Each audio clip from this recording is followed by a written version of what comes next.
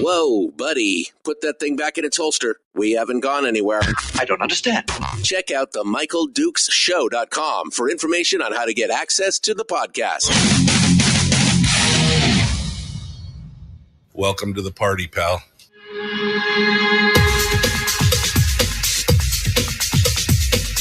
The Michael Dukes Show. The greed and the entitlement is astounding to me. What more could you want from a low-budget radio program?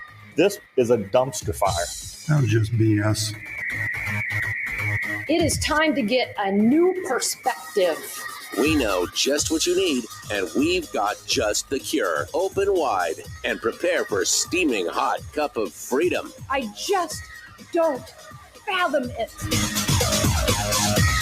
The Michael Dukes Show, streaming live across the world. Across the world on the internet at michaeldukeshow.com. And around the state of Alaska on this, your favorite radio station and or FM translator, it is The Michael Dukes Show. Good morning. How you guys doing? You ready to, now I got to turn that off. There we go. You guys ready to dive into today?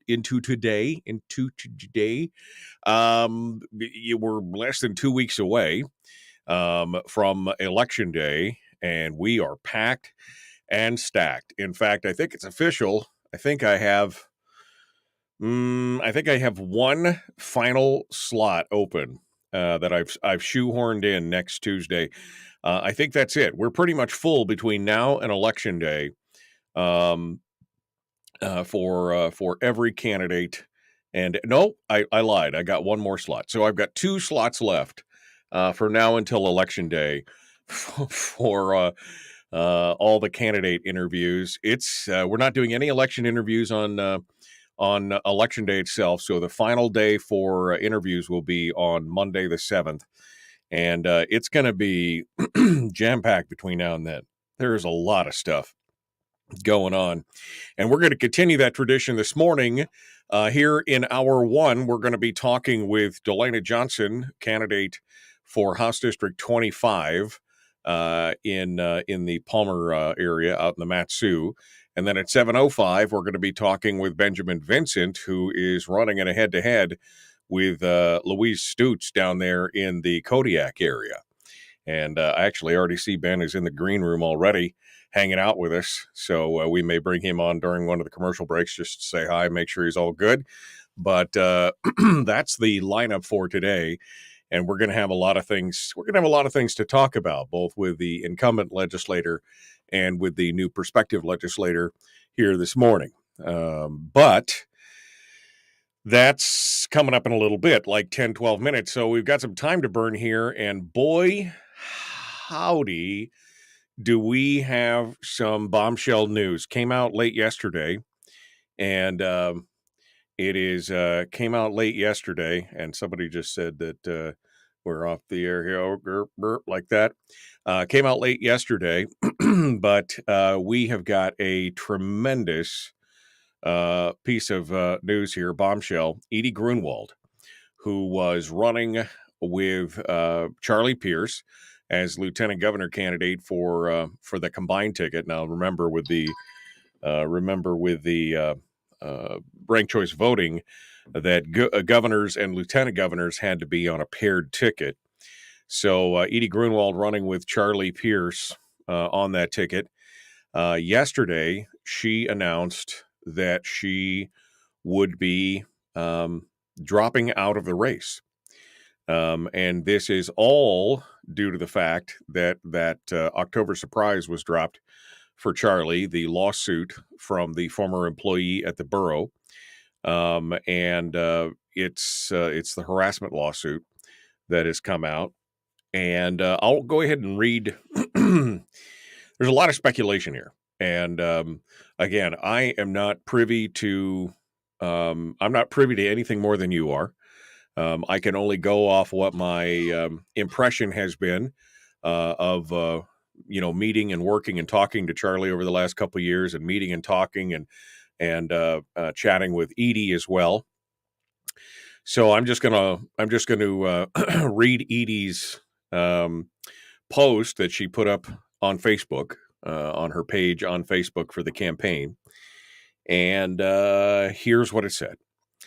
Hello, Alaska. I'm Edie Grunwald, candidate for lieutenant governor. I would like to take this opportunity to thank all Alaskans who have supported my campaign to become Alaska's next lieutenant governor. I support and advocate for the respectful treatment of women in politics, the workplace, and the world in general. I believe my stepping down at this time is in the best interest of Alaskans and a demonstration of my support for all women, regardless of political affiliation.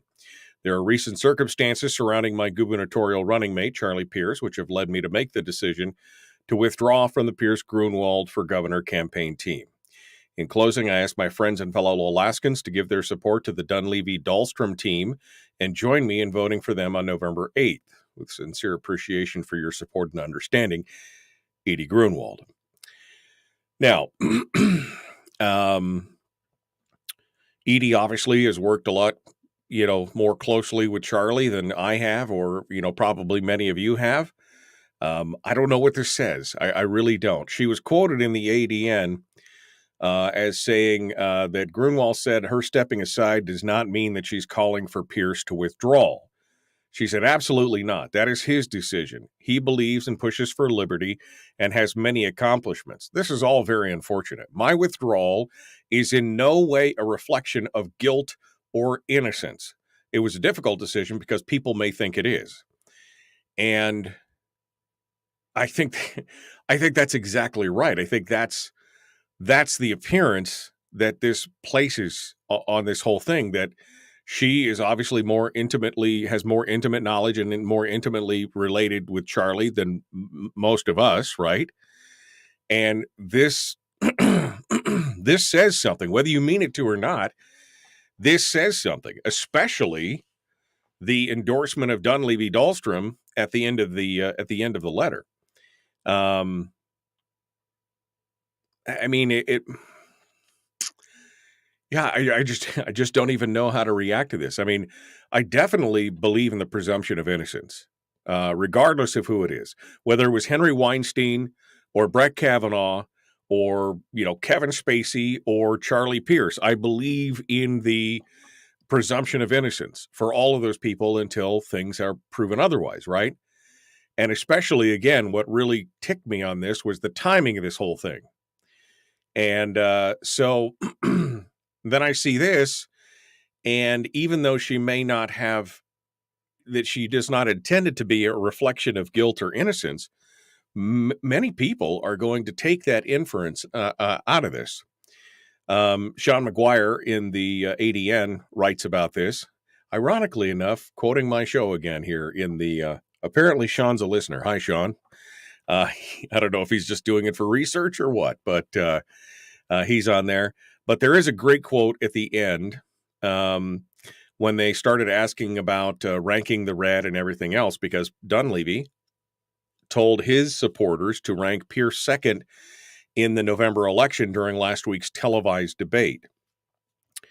When asked about the charges or the allegations of harassment against Charlie Pierce, and before Grunwald made her announcement, Dunleavy had told the Alaska Beacon that, quote, "The allegations as described are serious, and we have a system of due process under the law to vet those claims," before adding, "Without any way to independently verify these claims at this late date, it would be inappropriate and unfair to all parties involved to make any snap judgments or to draw any conclusions from the complaint filed just days ago.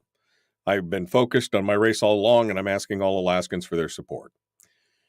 And I'm going to say that's a pretty classy statement, and that I agree with that. Again, the presumption of innocence, without any way to verify, to look at the proof, to look at the facts, to be able to judge everything on its merits, it's inappropriate to draw snap judgments. And I think that's part of the problem here. Now, again, I'm not in either one of these candidates' shoes, so I can't answer for their actions or reactions. I can say that the response that in her statement, that she says, "I believe my stepping down at this time is in the best interest of Alaskans and a demonstration of my support for all women, regardless of political affiliation." And I guess I'm all for, I mean, again, I'm all for that. But this really, again, it brings me back to the whole Kavanaugh thing again of, you have to, she didn't say believe all women, but that was the impetus, remember, behind the whole Kavanaugh thing, which had absolutely zero proof in the end that anything was actually going on. And so stepping down and demonstrating my support of all women, okay, again, there's a presumption of innocence, et cetera, but at the same time, Edie spent a lot more time with Charlie than any of us, I would assume, right? The whole thing is just such a hot brown mess. I mean, just an absolute poo parade. I mean, at this point, I'm still committed to ranking both Dunleavy and Pierce on the ticket. I just don't know, again, because I believe in the presumption of innocence until hard, concrete evidence has been put out and the thing has been adjudicated and decided and everything else. I just can't in good conscience. I just can't in good conscience throw somebody under the bus, especially when there's politics involved, right? Because again, we've seen false allegations. We've seen this happen before. We saw, I mean, the Kavanaugh thing is like the biggest, that is the case study for character assassination through this kind of stuff. I'm not saying it did happen. I'm not saying it didn't happen. I'm saying that there is a presumption of innocence that should be there for each and every person, regardless of whether you like them personally or not. It was the same thing when the whole thing with Weinstein and stuff came out. I think he's a horrible human being, but I thought, okay, well, we've got to wait and see. We got to see what and it turned out true. Okay, that's fine. I'm all for the condemnation then. But up until that point, it can't just be, we have to be believed because we said so. It's, and I'm just, the whole thing is just totally, Bork, Justice Bork is another one. The Clarence Thomas, right? Anita Hill, there have been plenty of times when we've seen the politics of personal destruction turned onto full throttle on somebody.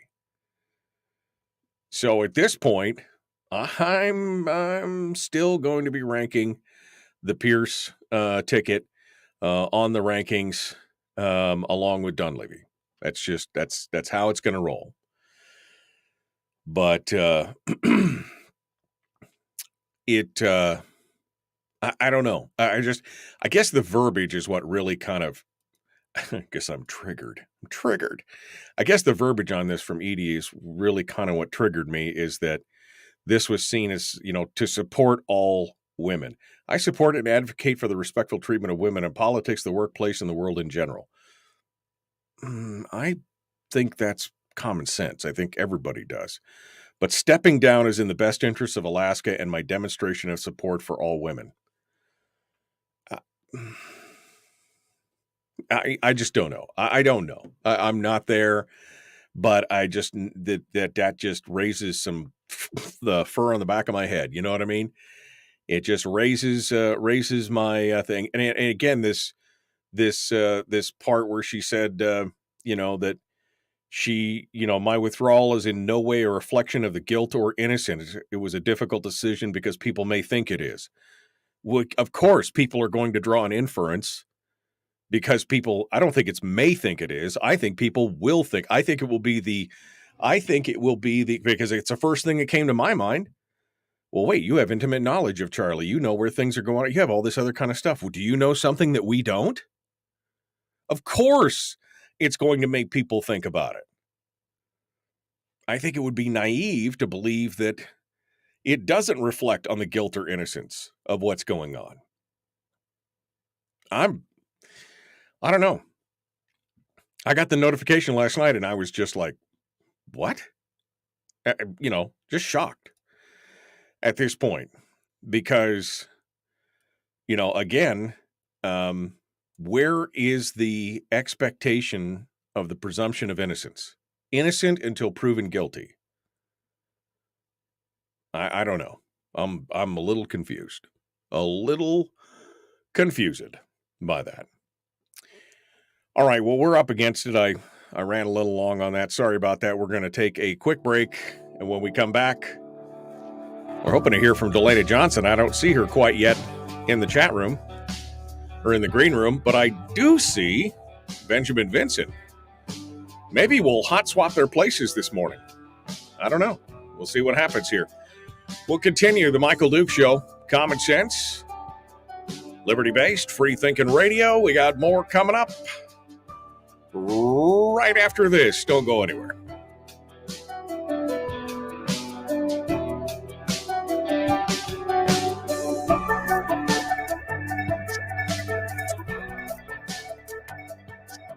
We're broadcasting live through a series of tubes, allowing all of these entities to provide streaming stuff going on the internet. Well, it's kind of hard to explain. Sorry. Streaming live every weekday morning on Facebook Live and MichaelDukesShow.com.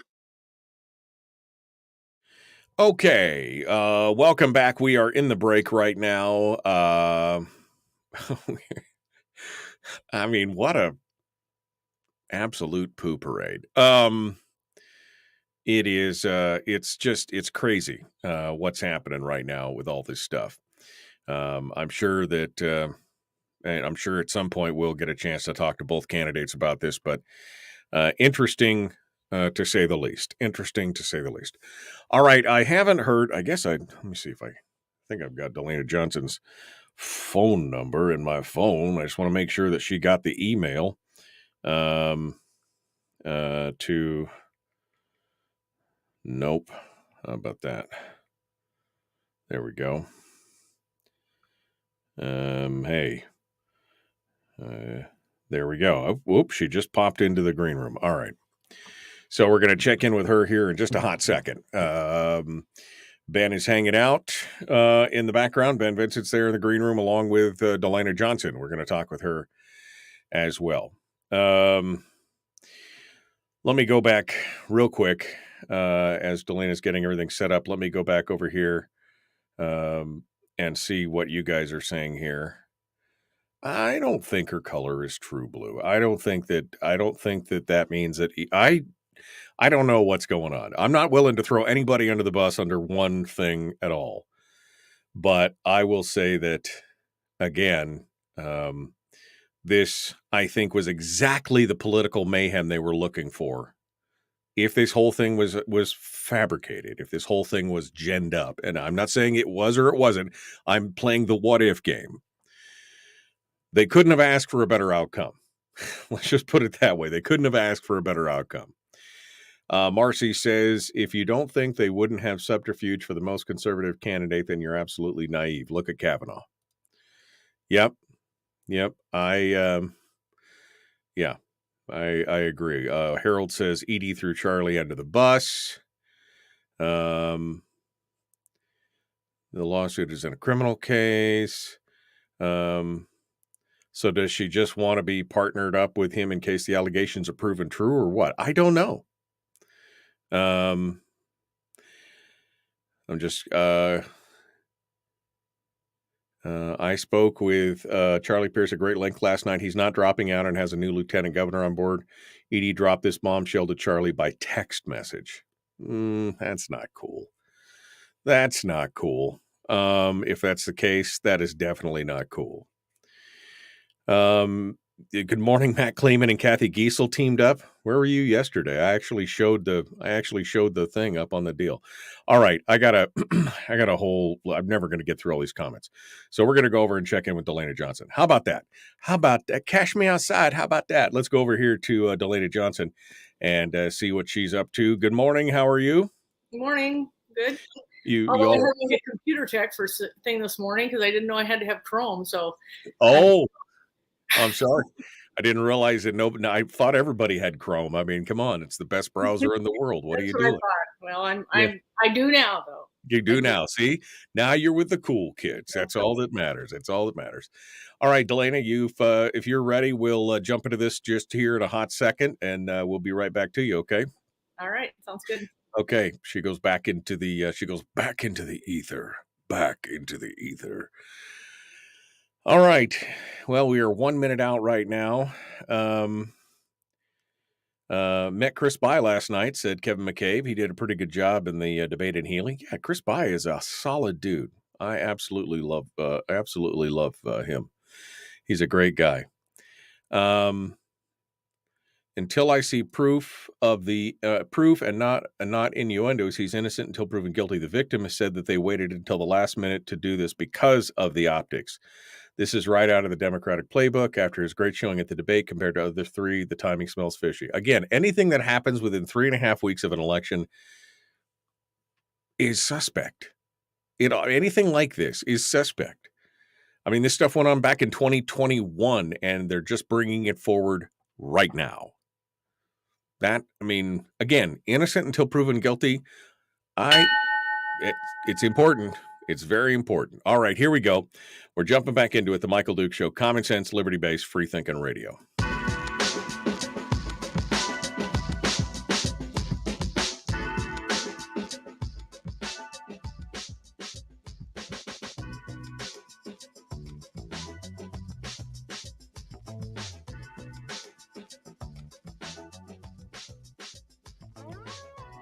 Well, howdy. Welcome back to the program.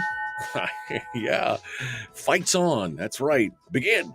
We're ready to jump into this. I actually have both candidates in the green room, and no, they're not going to start throwing virtual donuts at each other. That's not how it works around here. I can actually have up to 8 people in the green room at one time. That would be fun. Could you imagine the round robin we could have on something like that? All right, we're going to start off here in hour 1. Our guest this morning is DeLena Johnson, who is the current incumbent for, I can't remember what House district it used to be. Now it's House District 25. See, that's what happens, is that I forget what the old district number is before I remember what the new one was. It's a hot mess.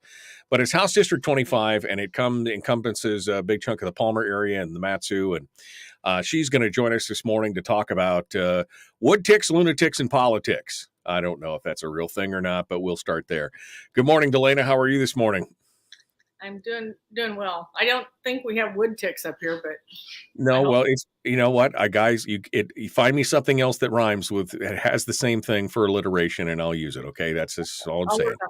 Stop complaining about there not being any wood ticks, DeLena. Jeez, I mean, it's one thing after another. All right. We do have lunatics in politics, though. I can tell you that for sure. I've been watching the news. Okay, so let's dive into this and get started. DeLena Johnson, you're running for reelection. We got the whole thing here in front of us. What for folks who don't know who you are and who may be listening for the first time or just getting engaged in politics, can you give us a little bit of a background about who you are, where you came from? Just the thumbnail sketch of DeLena Johnson in a nutshell. Wow. Okay, so the thumbnail sketch is, it gets longer and longer every year because that's how it happens with people. That's how it works.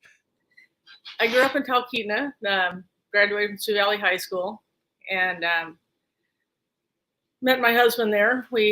He was a air traffic controller. At one time, he was the longest serving center controller in the United States. He retired a couple of years ago. We have 5 children, 4 of whom live in Alaska. I did property development and real estate, buying and selling my own personal real estate investment. And then I got into politics actually through real estate. I had a little issue with the city of Palmer, and that drove me to the city council meetings, which I ended up being mayor of Palmer. I was mayor of Palmer from 2010 to 2016. 2016, I ran for the state legislative seat that was vacated by Shelley Hughes, and I've been there for 6 years. And that's just, so that's the thumbnail sketch. That's the thumbnail sketch, and I do like to ask usually, people, when exactly did you lose your mind? What made you jump into politics? So for you, it was a personal issue regarding real estate, and that was the gateway drug was the city government, right? Before you got to the state government. It was parking. It was a parking issue. I mean, and I guess it was. It's me being. It was a business issue, and I found out parking is fairly arbitrary and like a lot of things. So I actually went to city council meetings. I had a building I was working on that was problematic in a way. It had all kinds of issues. It's currently where the Palmer Ale House is housed. So I had to work through a lot of issues with that property. And so I went to city council meetings for probably about 3 to 6 years before I ran for mayor. But I learned a lot, and I tell you, it's very fascinating. It's so fascinating to be in politics, and I guess because I like people, and politics is all about people. I think maybe I'm going to move this. I didn't realize the caricature was in the background. My daughter-in-law is a caricature artist, so that's good. We're just looking at you. Just be yourself. I can see that up on the top. That's fine. You keep saying you said fascinating, and I don't think you know what that word means. I think you meant frustrating. I've been in politics. I know what that's like. It is. I mean, it is fascinating in some ways, but definitely frustrating as well, because sometimes you just can't mold people to your will. We need to get something done, and it's definitely a hard situation. Let's talk about the state of Alaska. Speaking of frustration, here we've had a majority of Republicans in the House for the last 4 years, I guess, and yet we have been majority for 6. Right? 6 years, 6 years, and yet we've been living under the tyranny of a bipartisan majority caucus. And speaking of frustration, that's just got to be the ultimate in just pull your hair out and galling. Tell me a little bit about the experience of being in there for that long and watching what's happened, and give us a feel for what it's like. Well, frustration is that's a good word for that. When you go to Juneau and you don't organize until Valentine's Day, and every day is that 2020 split, where one of those members, Rep. Stutz from Kodiak, made no bones about it that she was would not be, organizing with the Republicans, but that we had 20, and then at the last moment having people jump across to form their 21. Every day you're hoping that no one's going to jump, that no one's going to it seems like an eternity, and then they form. Everybody's quite happy that they formed, and they go off to do their merry way, and you sit there and think, well, how in the world did this possibly happen? We're Republicans, we're supposed to have a Republican state, that's what people have elected, and Right. here you are sitting with Stutz was the Republican speaker, but it was definitely made up of 13, I get my count right here, I might be off by a session, but 13 and then 4 independents, but independents that are running, I'm sad to say, because I think for Alaskans, we are independents. We really cherish the term independent. I do. I mean, I don't like to be tied, like I'm just a Republican and I march along lockstep. I grew up with it as feeling like I'm an independent in a lot of ways, but yet word's been hijacked to the detriment of really people running as Democrats. And so Right. It's being used as camouflage for a lot of these candidates. Oh, I couldn't win with a D behind my name, so I'll be independent. yes, Right. it, Um, it, it Go ahead. hurts on a lot of levels, I guess. Yeah.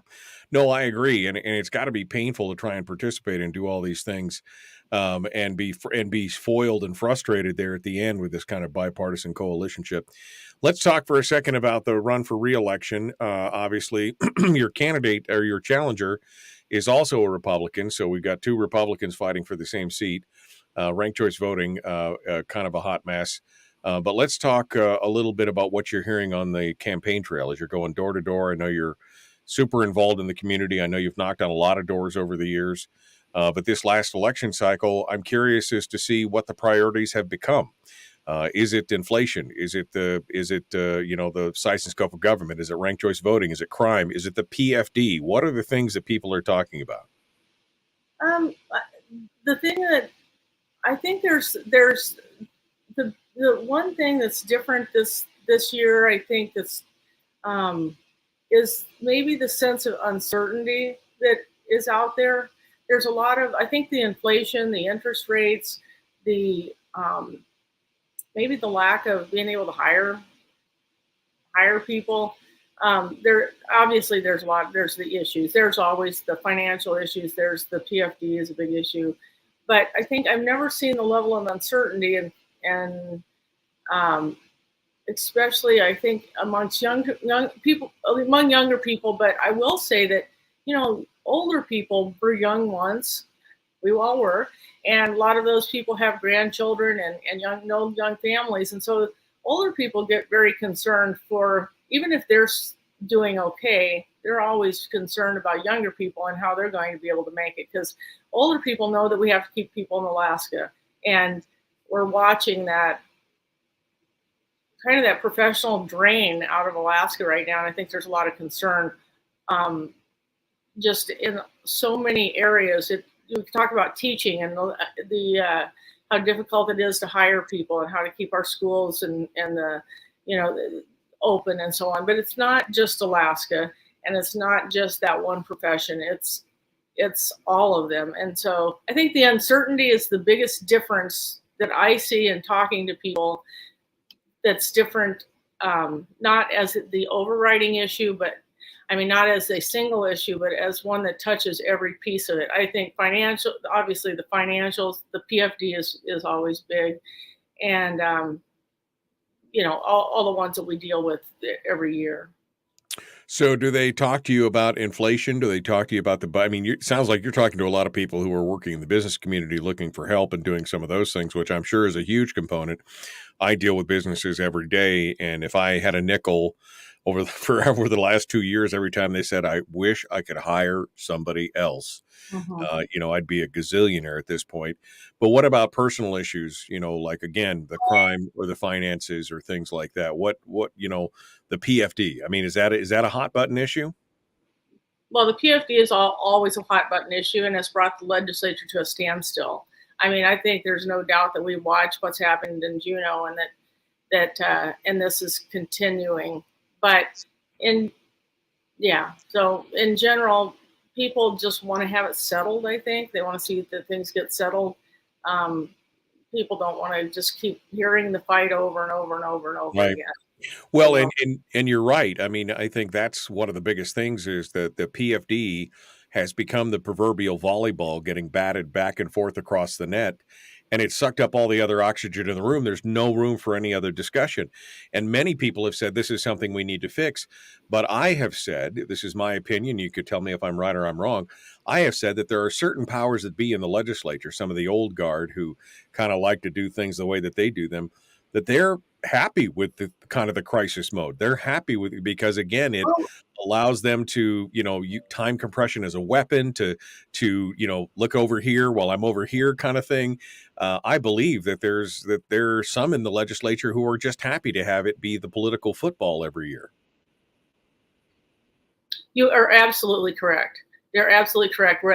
I don't believe that we would be at this razor thin majority minority if we didn't have the PFD issue. And the people on the other side of the aisle right now know that, and keeping us in crisis mode is keeping them in a position of power. And I believe that 100%. And I've said it over and over again because it doesn't make sense. Otherwise it doesn't make sense that we don't resolve the problem. I've been there for 6 years and we just are constantly wringing our hands about the PFD. And when you have the majority, then you do something about it if you want to fix something. That's what being the majority means. Well, quickly, before we run out of time for this segment, your position on the PFD, you believe that we should follow the law, pay a full statutory PFD? I'm going to go a little further than that and say I'm a Hammond plan person because it ties people to the actual earnings of the PFD. We've botched things up so badly that we may have to, have a 5-year change to things so we can sunset it and get back to it, because I think if you put it into a model, you can't quite do that right now. But I mean, if we do the POMB, which is what we also have on the books, that just ends up being something that allows us to go into the corpus. I don't think people understand that the POMB takes away that discernment between an earnings reserve and the corpus. So the POMB opens the corpus forever, but it doesn't give the full the amount on the earnings and tie people to really paying attention to what's happening at the permanent fund like the Hammond plan does. It does not have all the protections that the statutory formula does. The statutory formula rides with the bulls and the bear markets. It goes up and down based on what we're earning. The POMV is just a raw draw, and it can draw into the corpus and it can overdraw the fund if they continue to just pull on it. Would you support a repeal of SB 26 so that we don't have conflicting laws and we can get back to it? Yes. And the other piece that I find extremely frustrating was watching the transfers into the corpus. I mean, we transferred so much money. I mean, I don't remember. We transferred $4 billion, our latest transfer, and it was more before that. And I think that we are drawing down the earnings reserve to force us into an income tax, to force us into the POMV. So we couldn't get into the corpus. We have to have the POMV, and we have to have an income tax. I mean, that's no doubt in my mind that we're being forced into this artificial poverty so we can try to make Alaskans have to pay an income tax. And I find that kind of despicable, actually. DeLena Johnson is our guest candidate for re-election in District 25. We're going to take a quick break, and when we come back, we're going to continue with her. Don't go anywhere. It is the Michael Duke Show, continuing our candidate interviews. Coming up tomorrow on the program, it's going to be Forrest Wolf and Liz Vasquez. In hour 2 today, it'll be Benjamin Vincent. We continue with DeLena Johnson in just a moment on your Oprah Common Sense Radio.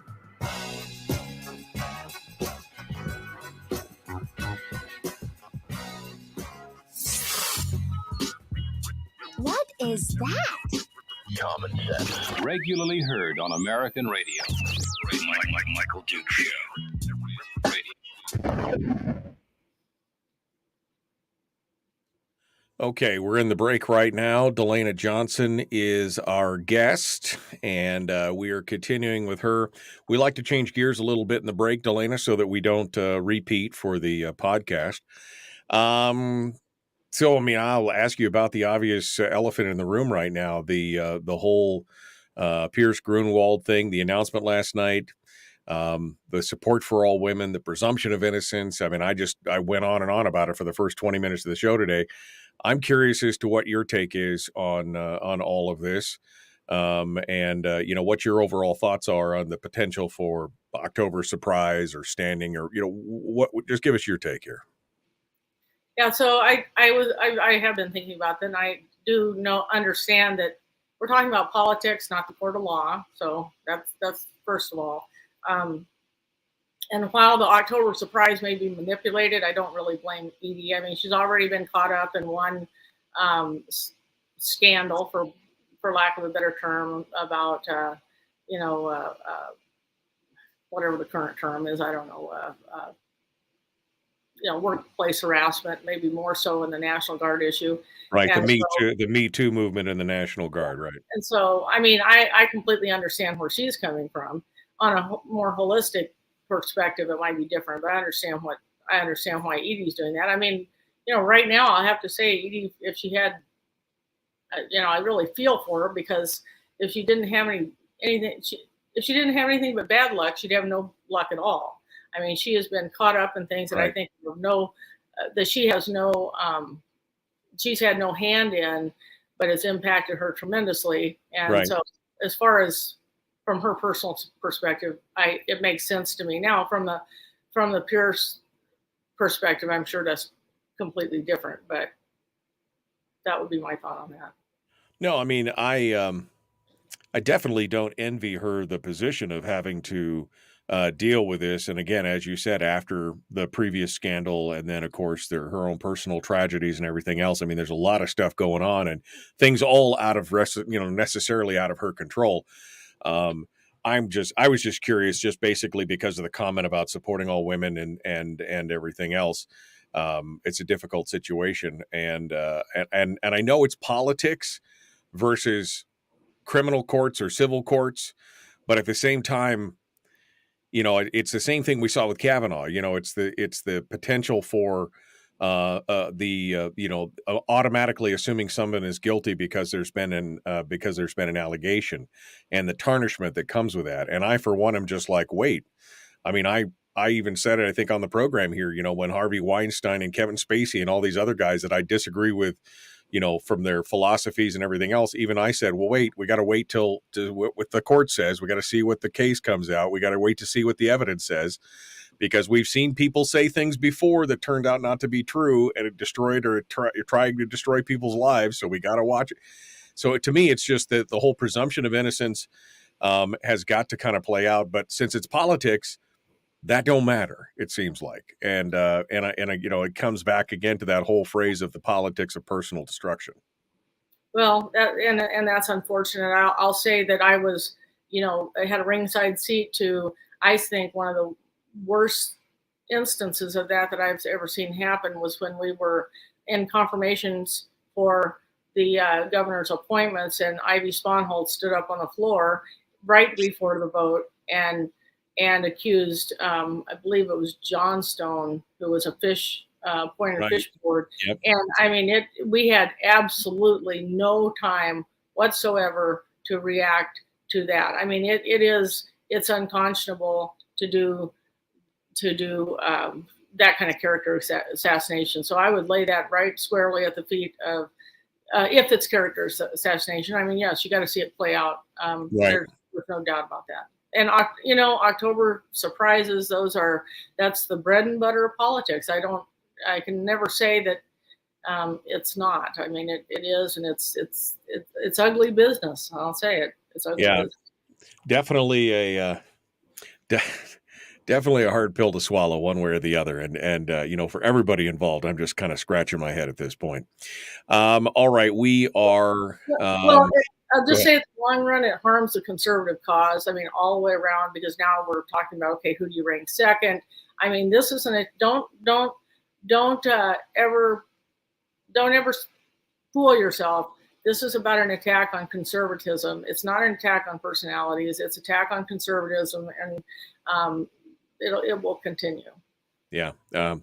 Well, we'll have to wait and see and watch how this all plays out and what the end result of this is. But we'll remember this moment right here when we're talking about it. We're talking about it in situ as it's happening, and in hindsight, we'll be able to go back and look to see what the actual cause was. But by that time, obviously, it will probably be too late. Maybe we'll learn, maybe we won't. I doubt we'll learn anything. It will happen again. DeLena Johnson is our guest, again, candidate for House District 25.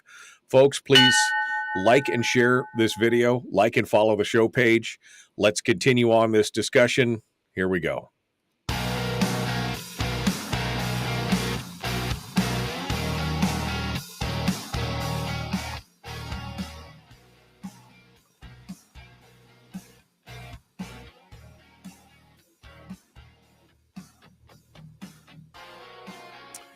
Continuing now with DeLena Johnson, who is a candidate for House reelection in District 25, the Palmer-Matsu area. She's joining us right now. We talked a little bit about the PFD, repeal of SB 25. Ranked choice voting has obviously been a big issue. A lot of people are upset about it. I have found a few people who I surprisingly found out voted in favor of it, but every one of them told me they voted in favor of it because it would remove dark money from all the politics, of course, and we know that was a falsehood and not really true. So what are your thoughts on ranked choice voting? And it should be something we should be looking at, or the legislature should be looking at, to modify or repeal coming into this next cycle? Well, I'd like to see it repealed. I don't think that's any surprise. I've talked to people that like it, mostly young people under 25. I think they don't really understand that the more one thing that you look at in regimes around the world, that the most unstable regimes have the most people on the ballot, and the more stable it is, the less likely that you have all these different factions out there. So there are a few people I've talked to that like it, but like I said, mostly young people. For me, it extends the campaign season. It's just forever. It seems like you don't ever finish up a campaign. And I don't like this idea of having campaign late in the year. People don't like standing at their door in November or October when it's cold out. Letting all the heat out, right? Yeah. Yeah, that's not a very great, that's not a great overriding reason. But to me, I don't, I appreciate the party system because I know what it stands for. And I think when you get into ranked choice voting, you don't always understand all the subtleties of what people are being thrown out there at you. So, right. You would support a change or reversal back to the previous, electoral statutes. Let's talk about one of the biggest issues, and we're seeing this in lots of the campaign slogans, especially on the more progressive and liberal side, is this discussion on the base student allocation and the lack of funding for education. And oh my God, why do we hate children? Kind of thing going on. And it's become a talking point that we haven't paid for education. We haven't funded education fully over the last 5 years, as if the base student allocation is the only dollars going to education. Obviously, it's the second largest item in the budget. We've spent hundreds of millions of dollars on education over the last they're going back to 2017. That was the last time they adjusted the BSA. But even over those last 5 years, we've spent hundreds of millions of dollars in education. As you see this, what do you think? I mean, is there a way? Are we spending enough? Is it more money the answer? Is something fundamentally broken in the system? What's your take on this, and how do we bring this to heal? So I've been fortunate enough. I've sat one thing I feel really fortunate about in the legislature is I've been able to sit on a lot of committees. The first year I was there, things had really changed up, and our first session, I can't even list the number of committees I sat on, but the second session I was there, I was the minority whip. And that just means you get every committee that no one else wants or they drop off of. So at some point, I think I was serving on like 8 committees. And one of those was education. I was on education. And I currently serve on finance, which I'm the only Matsu member that serves on finance. And so I had a front ringside seat to the discussion on the BSA this year and the previous session as well. And I guess I don't know what problem is solved by just adding more money to it, unless it's just pure saying, how am I going to increase my bank account? But if you're talking about any kind of social problem, there is a balance. And I think that if we were to envision a graph, there's always these place where the lines cross, where there's just enough money, and then there's other issues that come into play. And one of the things that people don't remember is that during the time where the last 4 years where Governor Dunleavy made, severe budget cuts at one time, and then, changes over the next few years, education was not part of that. If you had heard that education was one of the pieces that he was cutting, you would have even heard more outcry. But we have not been cutting education over this past. So they have stayed. That's stayed the same. I just want to say K-12 education, because he was cutting into the university, but K-12 is what we're talking about, right?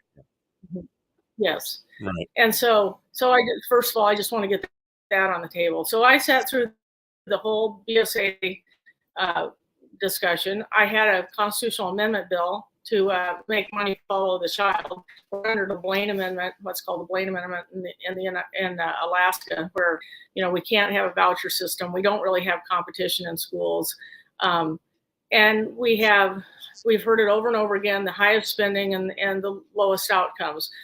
Governor Dunleavy, and I will give Tom Begich some credit there for trying to shepherding through the Read by 9 Act. We got that through last year. That was a huge lift, and we haven't seen the outcomes for that yet, but that was an attempt to introduce some accountability. So if you can't have the money follow the child, perhaps you can have accountability follow the money. And we haven't had an opportunity to have accountability in education. Right. And that's a piece that's lacking, and we have to introduce that. So would you support some kind I was just going to say, would you support some kind of choice or some kind of effort for backpack funding where the money follows a student instead of going straight to the brick and mortar? Absolutely. I have no doubt about that. And so what was interesting is, so last year, one of the things is any child that's homeschooled, I'm trying to remember the rate. So they don't fall under the VSA funding formula. So they're none of the changes that are made that are added on. So the child in a brick and mortar school, they get numbers of indexes added to the amount that they receive at the school. Well, a homeschool student doesn't do that, but their outcomes are good. So one of the things during the BSA discussion, I said, well, let's make all students equal. And so let's make all students funded at the same rate. Let's make homeschool students funded at the same rate as all kids going into and it wasn't a huge amount of money, but I believe that killed the BSA increase. Right. Because I had the votes, and we added the amendment to make homeschool students receive the same rate. And by golly, they were not going to allow homeschool students that actually outperform outperform brick and mortar. They would rather kill the BSA increase for all students than allow homeschool students to be equal. So that tells you a little bit about where people are, some legislators are thinking, and they would rather destroy something than to allow homeschool students to shine. DeLena Johnson, we got less than a minute left. Your elevator pitch, why people should vote for you and where they find out about you. Go. All right. Well, thanks for having me here, and thanks for being that kind of light out there that always know you can get good current information. I appreciate that. My website is electdelena.com. And, I'm always just somebody I'm here until I'm not here. I'm an Alaskan first. I believe that I have a very open office that people can pretty much catch me anytime. My number 907-355-8866. That's my cell number. I am who I am, and I know my district very, very well. I know Alaska very well. I have family, children here. DeLena Johnson, thank you so much. I'm here for the long haul. That's fine. Okay. All right. Sorry. We were up against a hard break there. We had to go. It clicked over on us. So I want to give you this is, we always give the candidates the last couple minutes after once we hit the commercial break. I want to give you the chance to, anything we didn't hit, any topic that you are hot to trot on, or anything you want to dive deeper into. We got about 2.5, 3 minutes here that we can let you roam free. And if you want to finish your elevator pitch as well, whatever you want to do, I give you the floor for your final thoughts here. Right now. We're like it's just me. Right. It's just me, you, and 70 of our closest friends on the internet right now. So go ahead. Well, very good. So again, I'm an Alaskan first. It's my home. I'm not leaving. I don't plan to, not even if I had a plan. I just can't imagine being anywhere else. I fear for our state. I love our state. I rejoice when our state does well. I'm emotionally tied to this place. I have 4 children that live here and 2 grandchildren, and that does make a difference. My roots are here. And I also believe that Alaska is the best, very best place in the world for opportunity. You don't have to have a pedigree. You don't have to have you don't have a family that's been in the state or in the country forever. You can come and you can be anything you want to be. And I still believe that. And I believe that we do have to remember that Alaska has been the land of opportunity, and we darn sure better not kill that off and with our foolish actions in the government. And so when it comes to an income tax and anything that it defeats the working person or the business person, I'm the person there to stand up for people that do business. I'm endorsed by I think I'm one of the 3 people that would be Dunleavy, one other legislator, myself, endorsed by the National Federation of Independent Businesses, because I sponsored a bill, and it did get put into another bill to allow any person that was open during the COVID pandemic to not be held liable that their business was a COVID spreader location. So I stand up for doing business and people making their own choices and personal responsibility. And I don't know if I'm terrible with, squeezing in the right amount of time, but I don't know where I'm at on that. Well, you still got 1.5 minutes left, so don't. I'll give you the high sign. You'll see me pop back up like this when we're getting close to wrapping you up. So go ahead. I tend to be part of the brevity caucus. That's in the That's not a bad thing when it comes to politicians. Trust me, because there's been a few times when I've run right over the top of the hour. They're still going. You know what I mean? So it's definitely. All right. So any other things? Are you doing any meet and greets or anything else? Are you? Actually, I do, and I have a meet and greet Thursday on October 27th, so it's tomorrow, from 4 to 7 p.m. at the Colony Inn in Palmer. Anybody that wants to come by and just visit for a while, I would be really pleased to meet anyone. I want to talk about the new part of my district. I mean, kind of talk about the changes in the district too would be, so I used to have District 11, went all the way to Wasilla. I had a lot of that area. Now I have picked up the Butte and everything on the eastern side of the Matanuska River, which I'm kind of excited about. People kind of gave me some grief about the Butte for some reason. And I was like, hey, those are Palmer people. I'm excited to be representative. And not only that, I just bought a house in the Butte. So that's very exciting to me. Having that eastern side of the valley is good, and I'm happy about that. If I am honored enough to be reelected, and I would be honored and look forward to serve that area. there will be challenges. I mean, we are going to get hammered about the BSA. We are going to be looking at, we based a budget last year on $91 per barrel. This year, last I checked, the average was about $85 a barrel, which, straight off the top is about a 6-7% reduction. But I think that's reasonable and easy enough to do. We have lots of challenges facing us, and we can't squander right now because I think it's an important time in Alaska history. That's why I think I'm, good for me to be there. I'm just a solid person trying to do the right thing.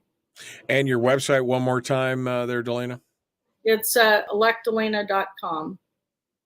All right, DeLena Johnson, candidate for House District 25. Thanks for coming on this morning. I appreciate it. And I'm sorry you had to download Chrome. I mean, it's a tough situation. It's all good. Thank you for coming on board. I appreciate it. All right, thank you.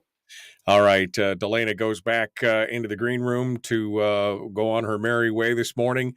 Let's jump over real quick. Ben Vincent is with us this morning. He's been hanging out all morning with us in the chat room in the back end there in the green room. Good morning, Ben. How are you? Good morning. It's been a great show so far. I'm excited to make it better. Well, I'm excited for you to make it better as well. You sound good. You look good. We're all good to go.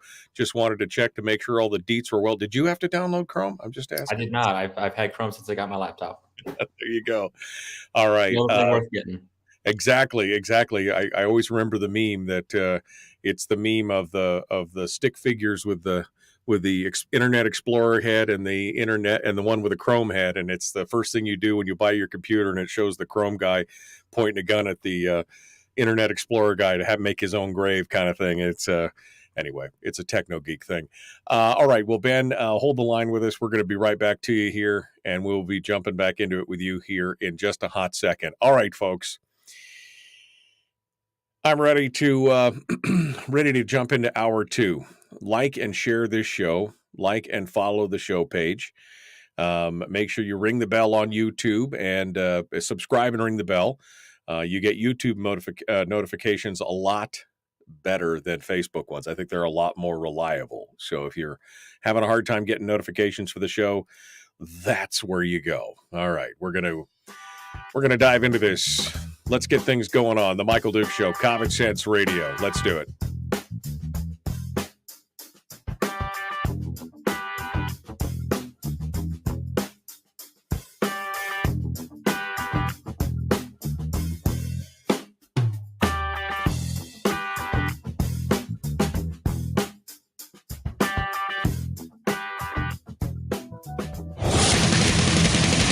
Whoa, buddy. Put that thing back in its holster. We haven't gone anywhere. I don't understand. Check out the MichaelDukesShow.com for information on how to get access to the podcast. Welcome to the party, pal.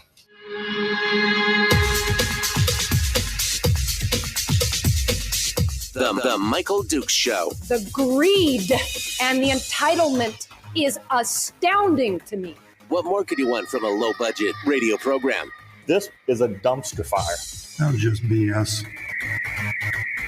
It is time to get a new perspective. We know just what you need, and we've got just the cure. Open wide and prepare for a steaming hot cup of freedom. I just don't fathom it. The Michael Dukes Show, streaming live across the world. Across the world on the interwebs at michaeldukeshow.com, where you'll find the audio-only live stream, social media links to all the places that we simulcast the show, including Facebook, YouTube, and Twitch, and, of course, links to the podcast, which are available wherever you find podcasts. My favorite one is Spotify. And that's where you go for all the info.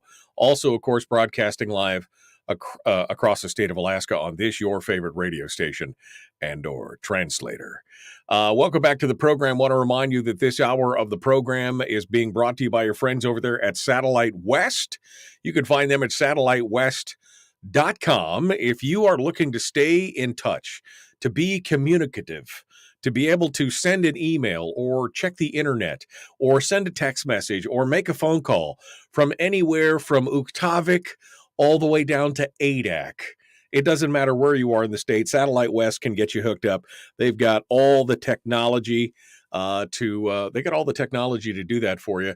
You could find out and get all the information at satellitewest.com. They are proud sponsors of the show today, and we appreciate their sponsorship and support of the program. Thank you very much to Satellite West for being part of it today. All right, we're continuing now. We just finished up with DeLena Johnson, who is a candidate for House District 25. You can go back and listen to that on the podcast or watch the replay on YouTube if you missed it. Meanwhile, we're moving a little further south. Now we're headed on down to Kodiak, where we've got a head-to-head with the candidate in House District 5, which is the district currently being held by at ease Louise. Louise Stutes is the current reigning champ in that district. But this morning we're bringing on Benjamin Vincent. Benjamin is the candidate who is looking to dethrone the Queen of Mean, and we'll see what he has to say. He joins us right now. Good morning, sir. How are you? Good morning. I'm doing excellent. Thanks for coming on board and joining us.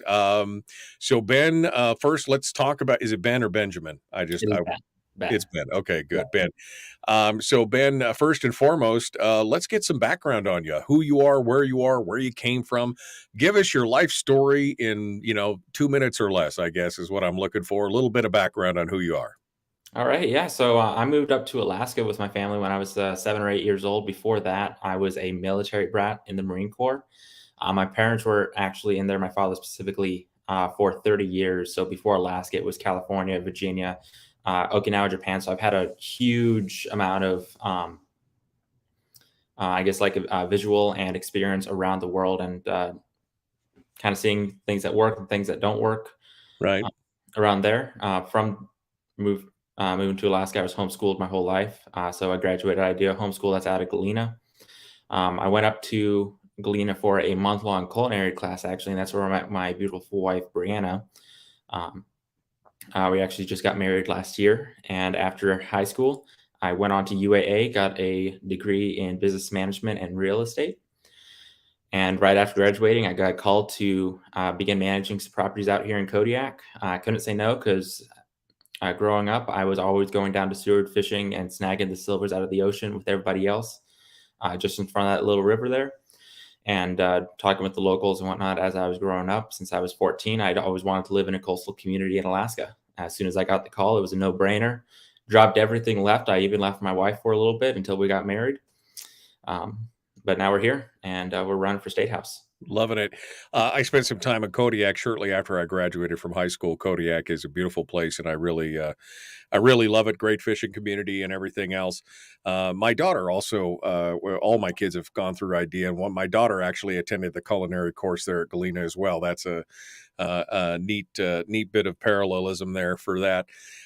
Ben, what now that you're you're out and about, you've got your degree, you've done all these things, what made you decide to jump headlong into this madness of politics? I mean, when exactly did you lose your mind? Was it an aha moment? Was it a single thing, or was it a kind of a cumulative thing where they just stacked on top of each other until the levee broke? What's your take there?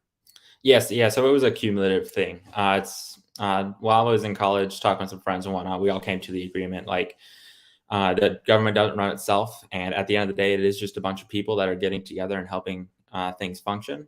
So if you're going to live in the community, you got to help out in that way. So be it on like a board or a commission with your local borough or municipality, be it getting involved in the legislature and helping out that way. If you have the ability and the know-how to make something happen, you got to put the foot forward and help serve your community because they're serving you just by having that community there around you. So I do believe that individuals, whenever possible, should be involved in government. As far as what took me up to the state legislature, I'm a go big or go home kind of guy. It's like I work in real estate and the property management. It's for my licensee type of things. The first thing I'm doing is I'm leasing up a new mall development that we're calling the Kodiak Marketplace here in town. So I'm helping revitalize downtown. I want to revitalize our island, our district, help out Cordova and Seward, retain the youthful generations so that we stop the bleeding heart issue. And I just haven't been seeing that from the current leadership. And that's something that that needs to change. Otherwise, if you're not growing, you're going to be shrinking because everybody else is growing around you. And I don't want to see that happen for our district. Right.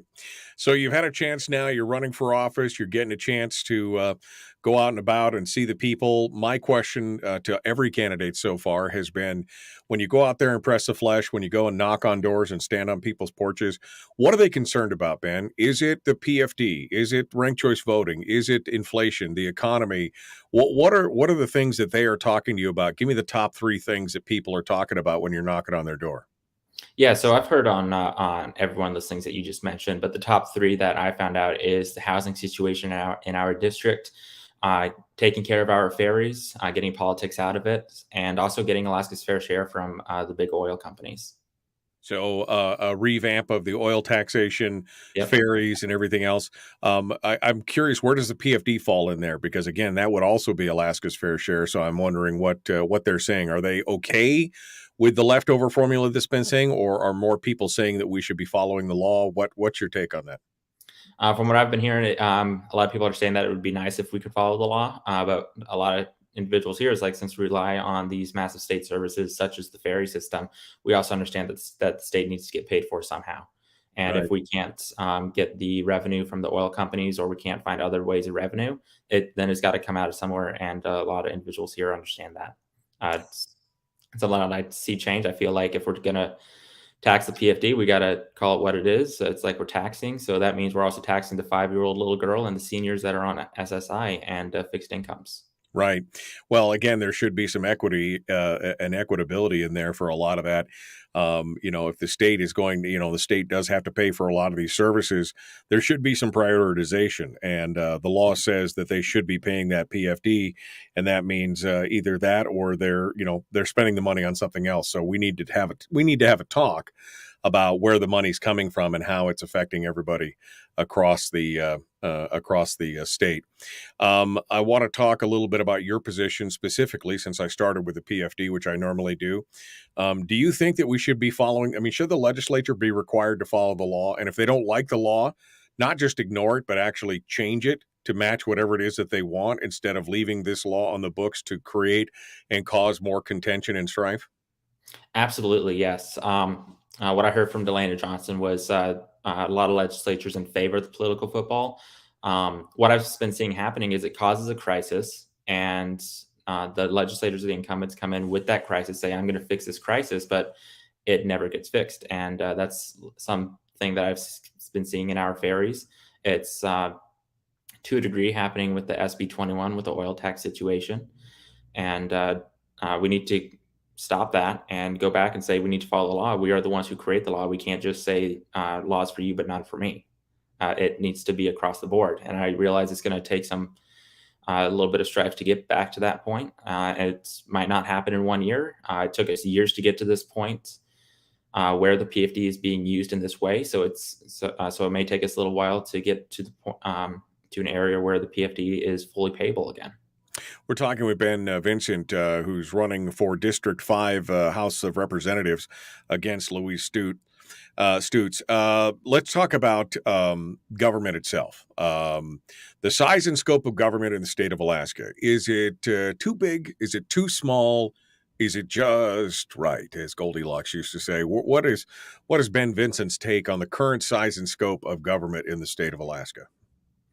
Yeah, so based on what I've been seeing around my district, I think it's kind of coming up on a little bit too big.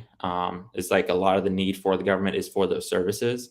And then what happens is when we make budget cuts to, like, say the DOT or to the ferries, the legislature, we don't control where the budgets get cut. We just say you need to reduce your budget by this amount.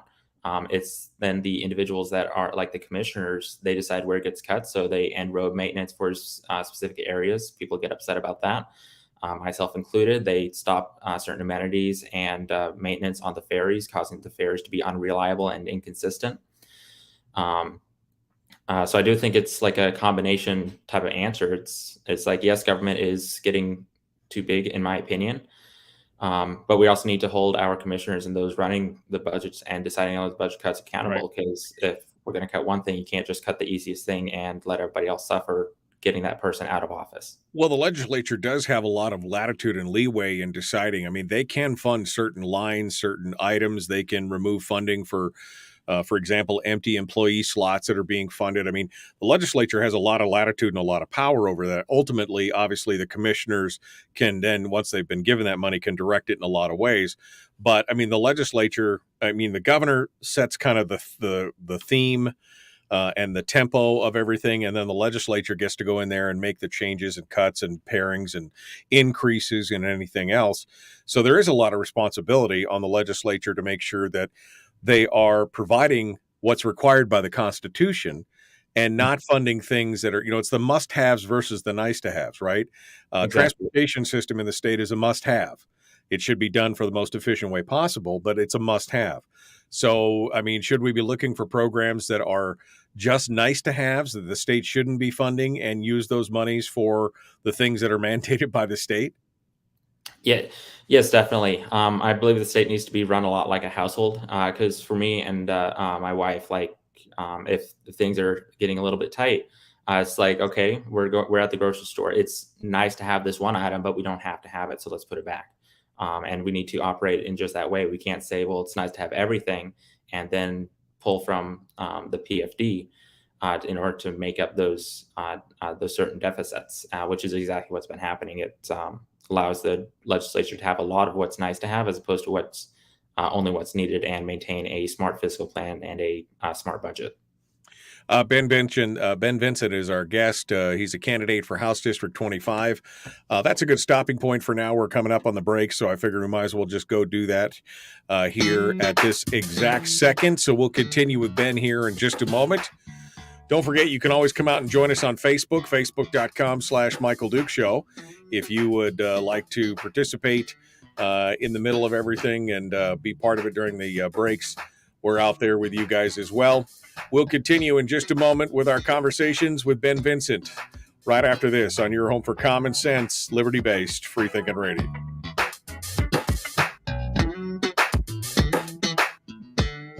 If you missed the show, you can listen to it on your time with Dukes On Demand. Oh, and it's free. Like America used to be. Streaming live every weekday morning on Facebook Live and MichaelDukesShow.com. Okay, we're in the break right now. Ben Vincent is our guest. We like to change gears just a little bit as we go through. Ben, I'll ask you the same question. You were in the green room while DeLena was on, so I'll ask you the same question. Your thoughts on the whole conundrum right now on the gubernatorial race and the mess with Charlie Pierce and Edie Grunwald. Do you have any opinion on how things are shaking out there? Give us your kind of thumbnail thoughts on what's happening. So I think that when that whole situation started, it could have been handled a lot better. What I saw from my end and what a lot of people saw is, like you mentioned yesterday on the show with him, is he just went dark, and we didn't see them for what felt like a month. And then they popped up out of nowhere. If they were going through the interior and whatnot, excellent. But there are ways to stay in communication, even if it's like pre-planned communication with the technologies that we have with Facebook. That's what I do every week.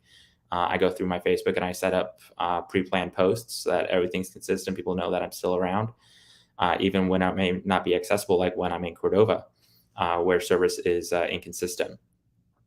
Right. No, I think it could just have been handled smoother instead of dropping off the face of the earth, is what it feels like. Yeah, and the fact of the Edie's resignation. Any thoughts on how that plays out in the court of public opinion? I think it's a little bit of shielding, mostly the way it's going for Charlie and whatnot. I personally want to be associated with something like that, and Edie, she has as lieutenant governor, as opposed to Charlie's situation with the whole thing. Like, I think it's a wrong decision. It's not standing by your guns, but it's a decision to protect one's self-image. And continuing governments another way, just in case something serious does happen at the end of this. Right. Well, it's definitely a tough situation. I mean, there's just no two ways about it, and we're going to see how it all plays out. How you liking Kodiak so far? How long you been down in Kodiak? Oh, I've lived here going on 2 years now. Yeah. So yeah, immediately after college, once I get elected, I'm going to be the youngest legislator in Juneau. So that's going to be exciting to get into. Yeah.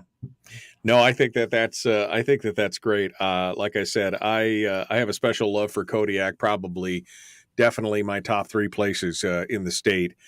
Spent a lot of time there, and and really enjoyed being down there. I worked at a radio station down there, KJZ KVOK, when I was in commercial fishing at the time. So definitely a fun place to be. What's your favorite? What's the favorite thing you've done so far as a candidate? Since this is kind of your first foray, what's been the most surprising and most enjoyable part of what's going on?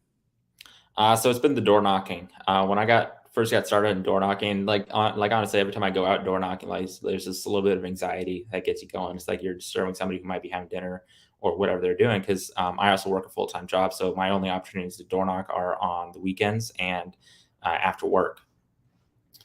But once I get started, it's like talking with the people, having those great conversations with them telling me more about the area. It's like in Seward, I was talking with individuals about housing, about the heating and gas situations that they have down there, how it's almost like a monopoly in Seward, then something that needs to change, bring in more options, as well as over in Cordova, and just learning more particulars about how the ferry system services Cordova, as well as benefits the Anchorage economy at the end of the day. It's like we dump a lot of money into the ferry system on the paper.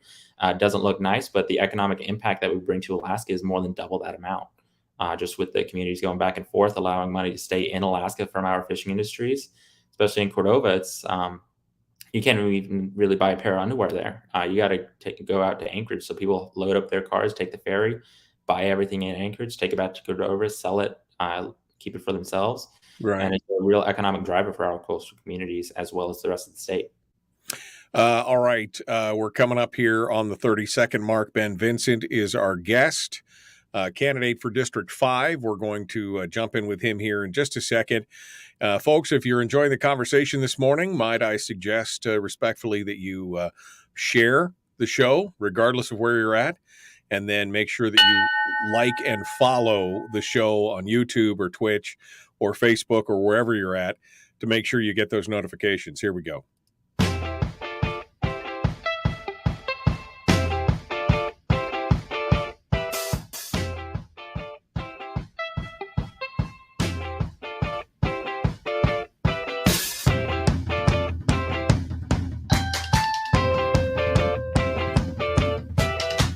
All right, we're continuing now with Ben Vincent, who is a candidate for District 5 down in the Kodiak area, House District 5. It also covers Cordova and a big chunk of the area down there.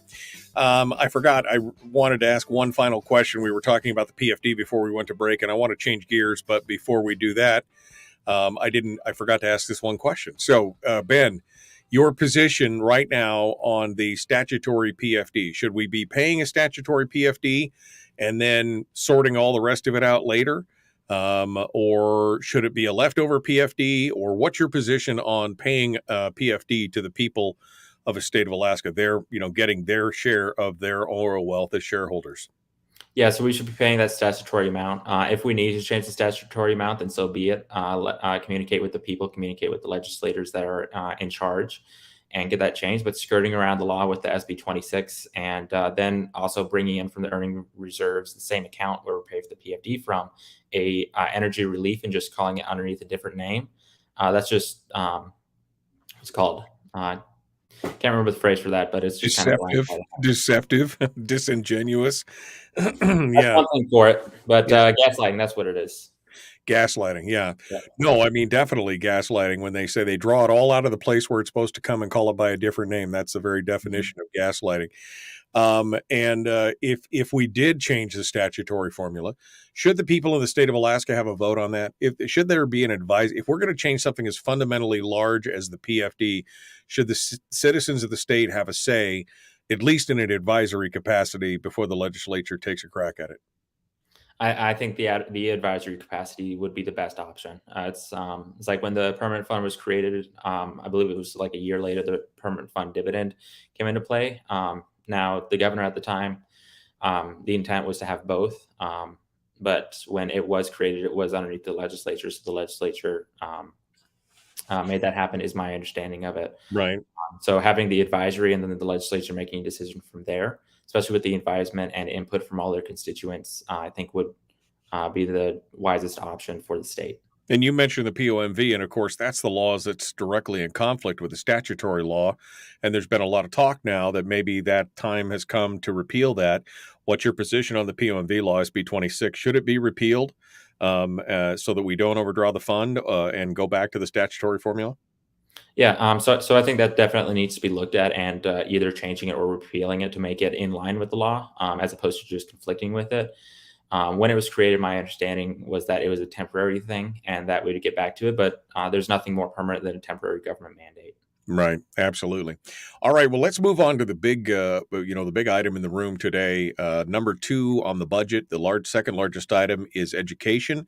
We've seen a lot of talk from people across the aisle, both Republicans and Democrats, but mostly on the one side of pro-government spend versus the pro-private sector spend. The pro-government spend folks are all talking about how we're not funding education enough. We're not doing it. The BSA hasn't been increased. We're just not taking care of the kids.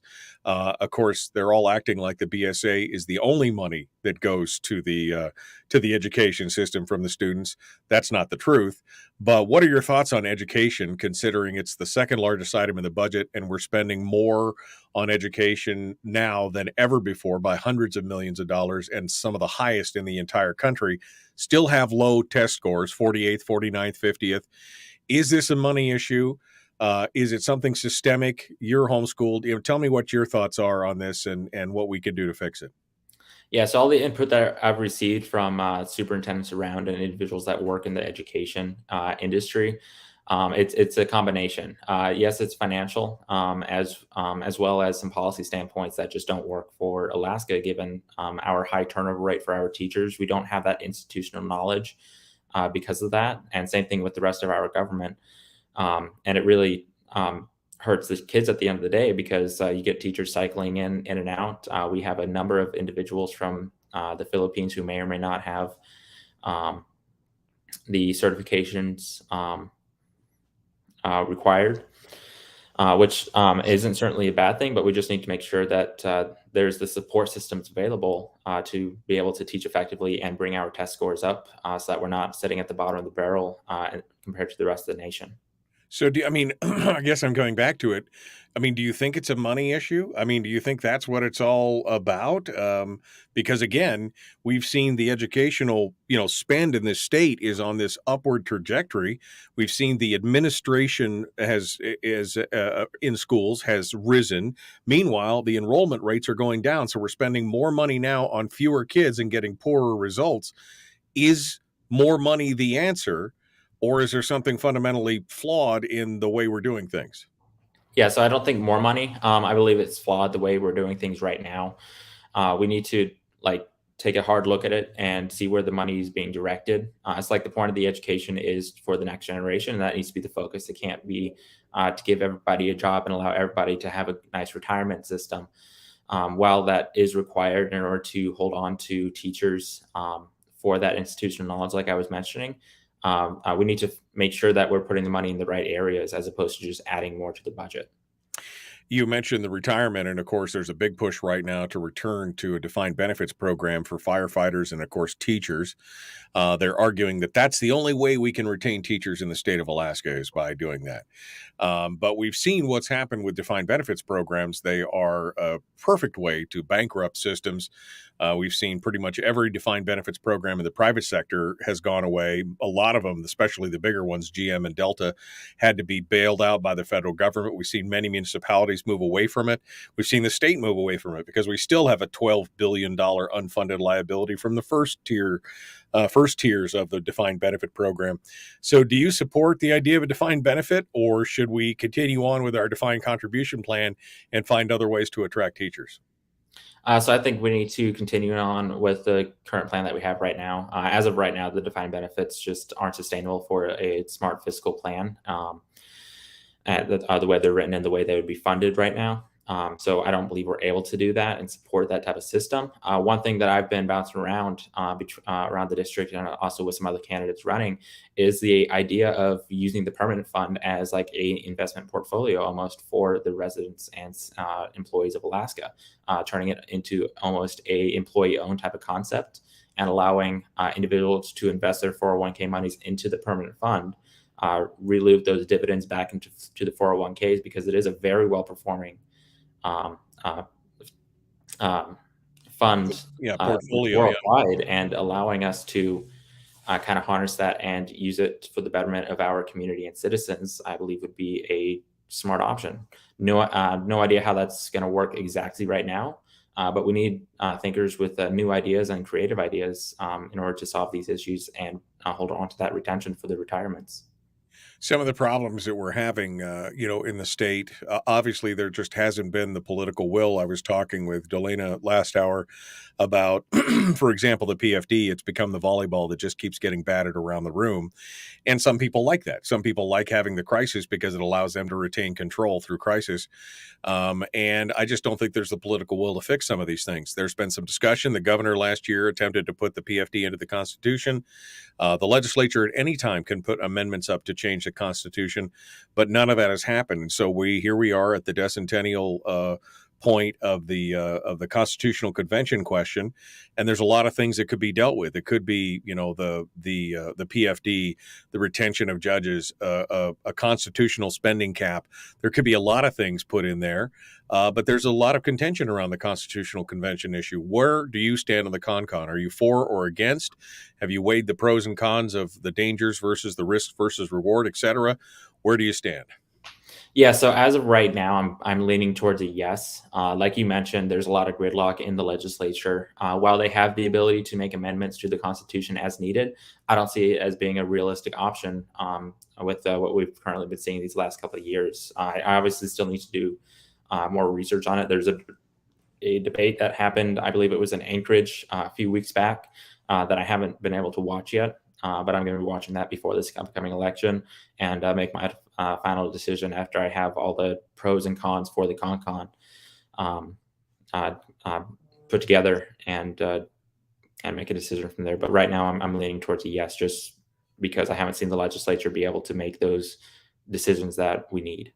Outside of the Constitutional Convention, I mean, would you support the idea of enshrining the permanent fund formula? Would you support the idea of putting a new constitutional spending limit in, looking at the way that we retain judges, all these things that they're talking about as a legislator? Would you support, putting those forward as constitutional amendments if the con doesn't happen? All three, yes. The biggest one especially is for how we retain our judges. I'm a big fan of the idea of elected, not selected, because right now it's like they're put in there and then we get a yes or no vote. Very few people actually take the time that I found to go through and meticulously look at the history of the judges, their statements, their ratings, everything like that. And then everybody gets to the ballot. And I was doing this for a little bit too, admittedly, when I first started voting. And you don't want somebody to lose their job, so you just vote yes, not really understanding what and who you're voting. Well, we don't even get a chance to vote on them, right? They're selected, they're empowered, and then we get the chance to decide if they are retained or not. Mm-hmm. I've been voting no on every judge retention for the last 20 years just because I disagree with the system as it sits right now. We don't have enough information. Most average voters don't have enough information to get into that system. Mm-hmm. Let's talk here quickly about the ferry system. I know that that's a very big deal for coastal communities. I know it's a huge deal for Kodiak. Obviously, those of us that don't have to depend on it are probably, we looked at it with a little bit more of a jaundiced eye because of the costs involved. But I think that there can be some middle ground on a lot of this stuff. I think that we can look at how we do ferries, maybe smaller ferries. Does it need to visit a port of call twice a week? Maybe it could do it once a week. Maybe it could do it twice a month. I mean, are you willing on those things to look at the flexibility issue and see what is best for that community while, making it as efficient as possible for the state of Alaska? Most definitely, because when we don't make it efficient in the budget, things get tossed to the wayside, like routine maintenance. Just a couple of months ago, I believe it was, the Kodiak had to stop and return to Whittier, and it couldn't continue its voyage because a routine maintenance item just busted because we didn't put it in the budget to take care of those types of things. It's also a very old or a decently old ship, so that could happen. But as far as like the flexibility and just meeting us somewhere in the middle of it coming every day or not coming at all, and just something reasonable in between those areas that supports the communities that need it most. Right. No, I mean, I think it makes sense. I mean, even if a ship had to dock once a month versus not at all would still be better, once a week or, whatever, depending on the rider load. Nothing worse than a, 185-foot vessel with 15 passengers on board. So we've got to find a way to make those, to consolidate things and make them more efficient. And I think it's important. Obviously, this is a very important issue for folks down on the coast and who are serviced by those things, as opposed to those of us that live up in the northern climes of the state. Ben, we're coming down to the end here, so I want to give you a chance here, a couple minutes of your final thoughts, your elevator pitch, so to speak, on to tell people why. Why they should vote for you. How do they find out what makes you better than your opponent, et cetera, et cetera. So I'll give you the floor and give you a chance to summate and close things out for us. Yeah. So my name is Ben Vincent. I'm running for State House over here in District 5. These last 8 years, especially since 2014, when the new oil tax credits kind of went into effect, we've seen the state budget shrink. So we've had to cut the PFD because of that. I believe we need to take a strong look at the SB 21 and how our oil is taxed, and get a proper share for Alaskans, that we can pay for these Alaskan services, support the full PFD in a smart and sustainable way, as well as getting politics out of our ferries, because every time we have a new governor, they change out who's in charge of the ferries, the board, the commission. And they have that ability as governor, but it turns the ferries into a type of political playing tool in the legislature. And we need to stop that so that we can support the communities instead of just play politics with it, cause a commotion, and then use that to get reelected. I believe that's wrong, and I'm against those things. I want to see government take care of the people, not use the people for their reelection. Sending the same people down isn't going to work for us this year. We can't be relying on the status quo. While it is nice, but we haven't seen any effort to make those required changes in our systems. Right. Your website, Ben, where do folks find out more about you? And are you doing any meet and greets or anything else? Yeah. So my website is Vincent4Alaska.com, Vincent4Alaska. You can find all my contact information there. So I'm going to be in Cordova this weekend, actually. And then I'm also planning some 2 more meet and greets here in Kodiak coming up before the election. Also just getting around, knocking on people's doors, because if they're not going to come see them, by golly, I'm going to go see them. Right. Okay. Absolutely. Well, Ben Vincent, good luck. Busting the status quo is never easy. Obviously, changing the players out is the number one thing in the Charter of Changes, and you're working on that right now, so that's good to see, and I appreciate that. Ben Vincent, our guest candidate for House District 5. Stick with us, Ben. We'll be with you here just in a hot second. We're going to be back with more in just a moment. I'm going to go ahead and open up the phone lines for the final segment of the show today. If there's anything that you want to talk about, well, I'd love to hear it. We'll see what's going on. We'll be back with more in just a moment. The Michael Duke Show. Common sense, liberty-based, free-thinking radio.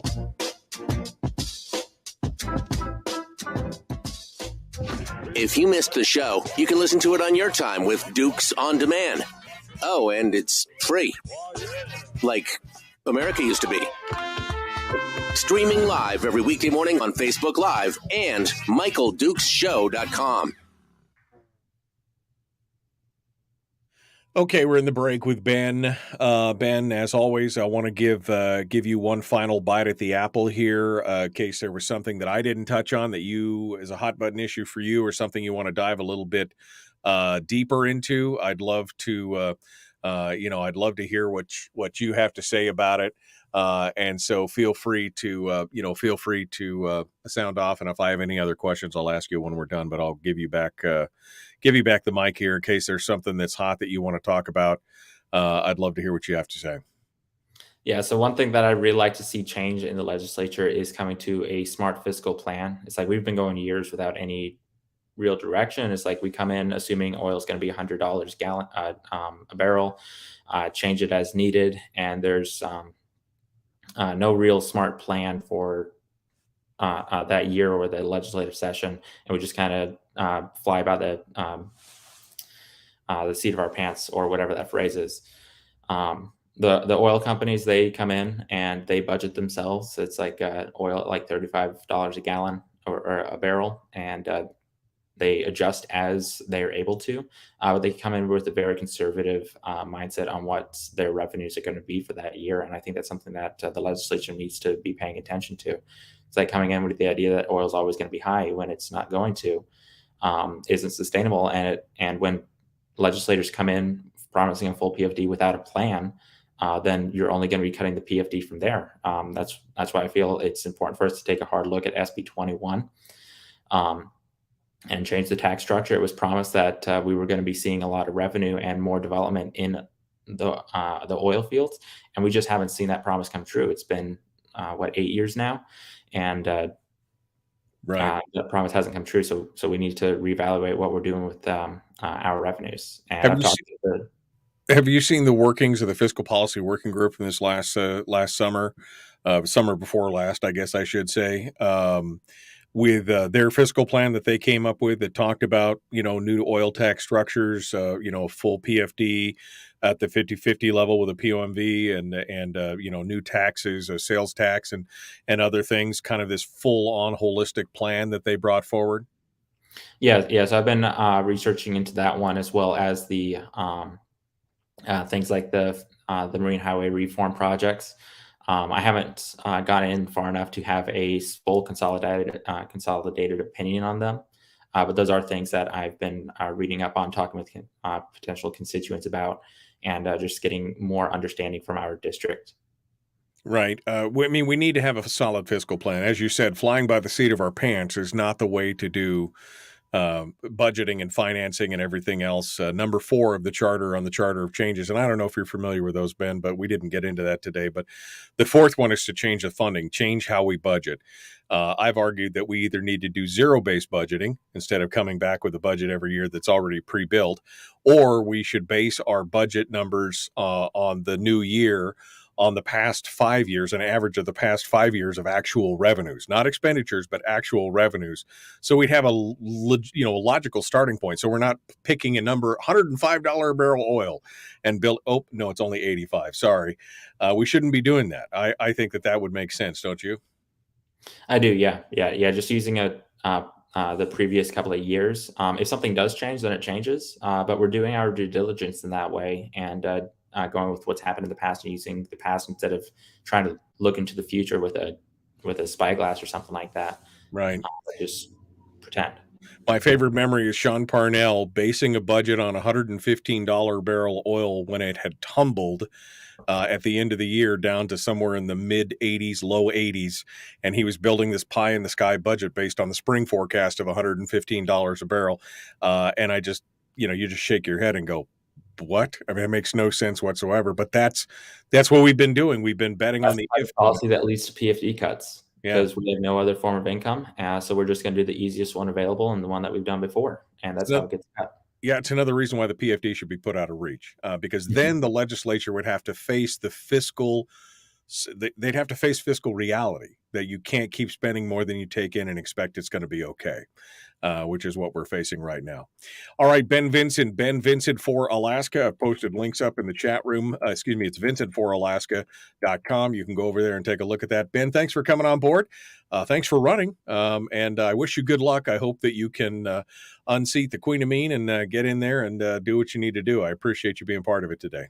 Yeah, definitely. Well, the way it's going, it's looking like a real possibility. I've got some supporters putting pieces in the newspaper, endorsing me, running ads all over Facebook, sharing my policies, sharing my view, sharing what I've done, and really just being able to make it to this entire district on a total grassroots campaign has been a real achievement, because like this plane ticket to Cordova, $800 round trip from Kodiak.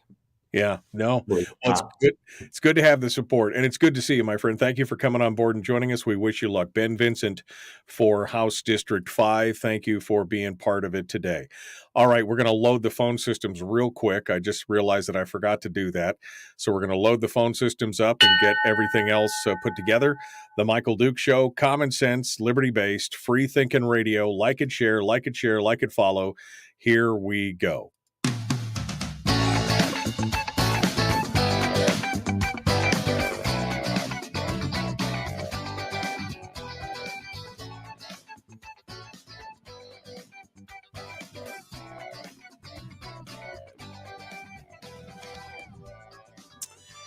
Well, howdy, howdy, howdy. Welcome back to the program. Thanks for coming on board and joining us. It is the Michael Duke Show. One final segment for today's show. And I guess I'm going to open up the phone lines. I think that there's been enough today that's been happening over the last couple of days that I would love to hear what you guys have to say. So we're going to open up the phone lines and see what you guys have to say. Again, special thanks to Satellite West for sponsoring this hour of the program. You could find them here at satellitewest.com. So no matter what kind of communications you need, whether it's text or email, internet, phone calls, whatever, they can find it for you at satellitewest.com. Our phone number is 907-433-3150, 907-433-3150, and we'd love for you to we'd love for you to be part of it here with us today. We're going to jump into this and get the phone lines started. And once we get I forgot to start the phone lines during the commercial break. That was my fault. We're going to talk about this, and we're going to get it all done. Looks like that. There it is. The phone lines are up and running. We are ready to go. Let me log into the controller here so I can see if anybody calls in, and we can talk about whatever you want to talk about. If you want to talk about the Charlie Pierce and Edie Grunwald thing, we can talk about that. You want to talk about any of the things that are happening around the state or things that are happening in the legislature or in the races themselves, we'd love to hear it. So let's go over to the phones. First things first, and we will see what you guys have to say. We'll get things started with our calls for this final segment of the show. Good morning. Who's this? Where are you calling from? Good morning, Michael. This is Carlene in Kodiak. Good morning, Carlene. What's on your mind there? Well, I would like to see how Ben Vincent before we send him to Juneau. You'd like to see what from Ben Vincent? You broke up there. You'd like to see what from Ben Vincent before we send him to Juneau? How he votes. Votes in a regular election or votes in I don't know exactly what you mean. You can't see how somebody votes in a legislature before they go into the legislature. So you're saying how he voted in past elections, or what are you asking there? What I mean is, if he were city council, I could see how, but no experience. Okay, so you're saying if he had been on a city council or on some kind of lower office, that what it is. So you're saying you don't want to vote for Ben because he hasn't been elected to some other office, so you can see where his position is. Is that am I reading that right, Carlene? School board or road board or anything, but also if he goes to Juneau, would his job influence his decision? He worked for the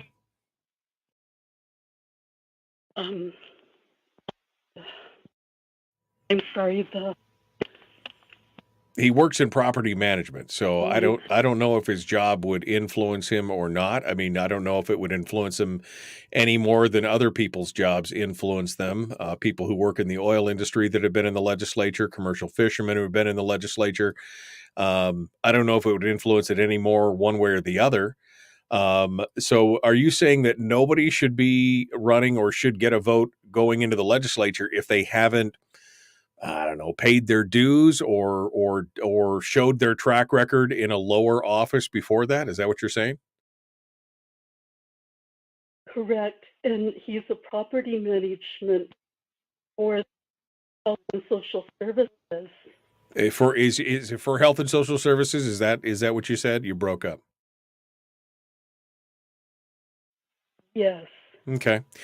Well, I mean, it's a valid question. I didn't know that's who he worked for, did the property management for, but I mean, it's a valid question, and maybe you can send him an email or he can respond back to you here on the show, and we can figure that out. But okay, Carlene. Well, so are you saying you're going to vote for Louise versus Ben because you don't know what his track record is, but you know what Louise's is, and are you happy with that? You know, not vote for Louise. I cannot vote for Ben. And I feel the same way about Gary Stevens. I can't vote for Gary, and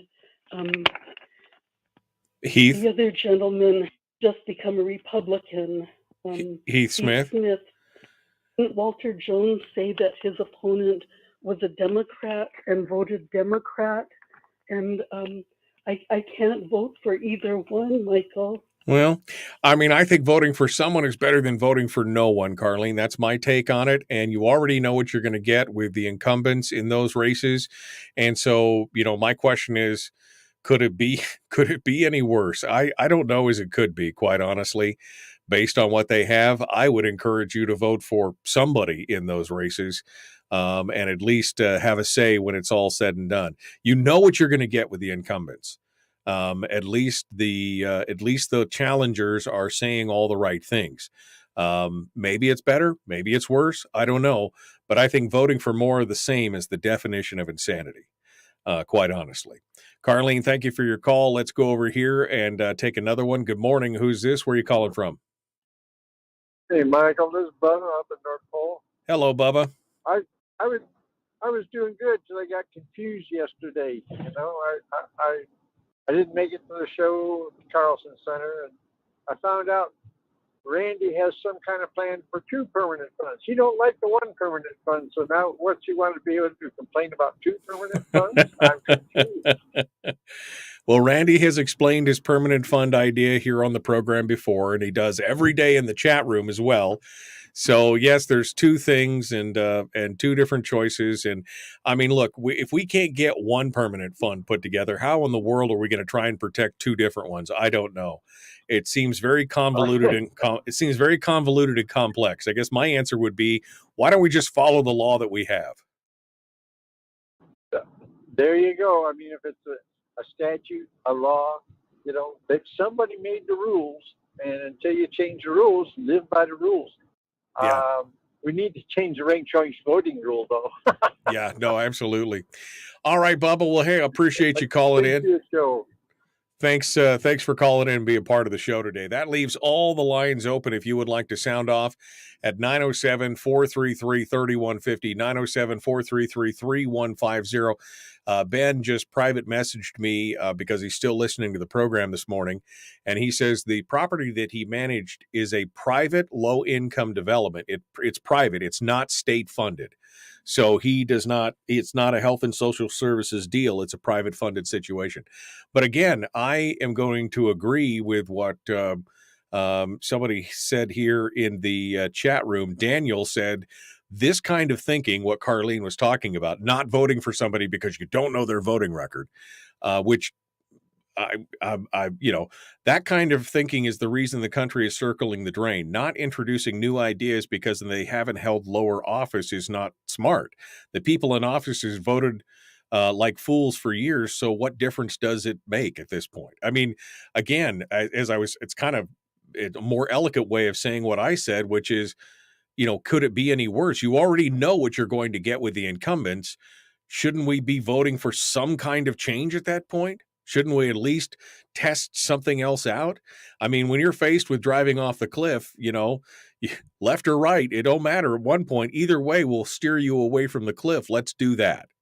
All right, let's go over to the phones again and see what you have to say. Good morning. Who's this? Where are you calling from? Kathy from the Peninsula. Hello, Kathy. I just wanted to say that Sarah Palin will be in Soldotna 4:30 at Ginger's, and then she's going to go at 7 o'clock. She's going to go to the hockey game at the Sports Center, the Brown Bear hockey game. Mm-hmm. And I also just want to say, I thought military people fight for their people, and they don't leave anybody behind. And I just feel like Edie Grunwald left Charlie behind, and I just feel I thought that military people weren't supposed to let anybody behind if they're wounded. Well, and I think that's a shame. Yeah, no, I mean, again, I hear your frustration, and I've seen a lot of comments like that since last night. All I know is that it's a hot mess. I wish it hadn't gone the way that it did. And again, going back to her comments of saying that her withdrawal was in no way a reflection of guilt or innocence, but people were going to take it that way. Of course they're going to take it that way. I mean, yeah. Anyway, we'll see what happens. But I appreciate your call. Thank you so much. We're out of time. Tomorrow, Forrest Wolf, Liz Vasquez, The Michael Duke Show. Common sense, liberty-based, free thinking radio.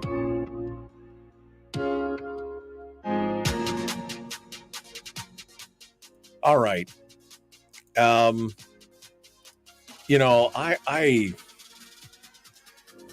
don't know. This whole thing with Edie and Charlie is just, it's heart-wrenching. Just absolutely heartbreaking. The only thing that's going to make it better is my wife's pumpkin bread. It's the only thing that's making it better this morning. I don't normally eat on the show, but this morning it's the last piece. It's the only thing I could get. It's horrific. All right, folks. Well, we got to go. We got to get out of here. Tomorrow's another day. I hope everything is good for you today. I just wish you well. I wish you the best. Be kind, love one another, live well. That's what we say around here, and we mean it every day. The Michael Duke Show, common sense, liberty-based, free thinking radio. We'll see you tomorrow, folks.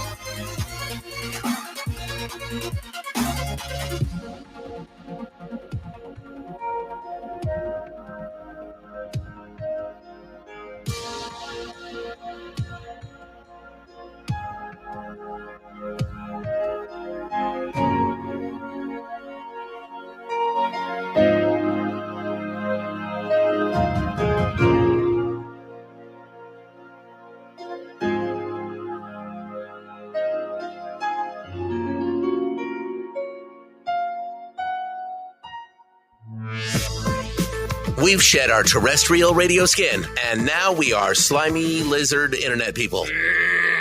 It's the Michael Duke Show.